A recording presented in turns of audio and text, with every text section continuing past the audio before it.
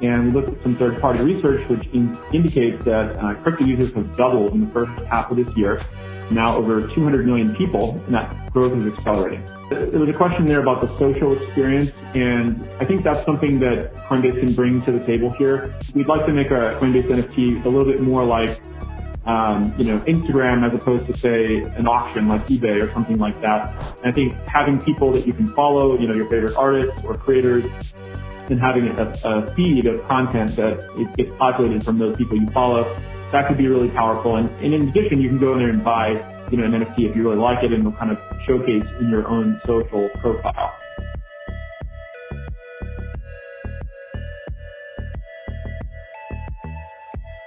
The next question is from Eric Fong from Hitchwood.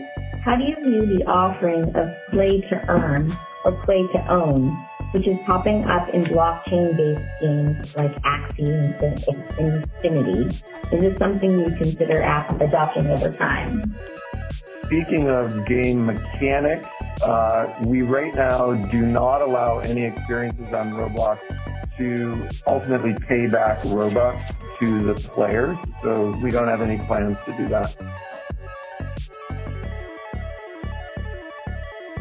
How do you see things like play to earn opportunities within the video game space? There seems to be a bit of an argument on whether that's good or bad for gaming. Anything that brings more people in and engages those people for more time in the context of the entertainment we create, I think is a good thing over time. I think that is the very foundation of our live services. I think that the play to earn or the NFT conversation is still really, really early, and there's a lot of conversation, and there's at some level a lot of hype about it.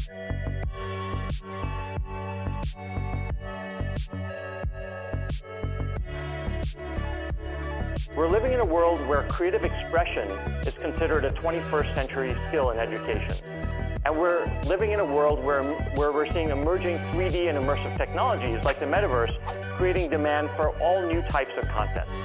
All of this continues to drive incredible tailwinds for Creative Cloud. In particular, though, I wanted to spend a minute on the rise of the creator economy, where we're seeing a growing number of individuals, solopreneurs, and small business owners creating businesses from their passion and monetizing their content, their goods, or their services online. The creator economy is already big, with nearly 100 million small businesses on social media, and with the majority of them saying that their online presence is more important to their success than their physical presence.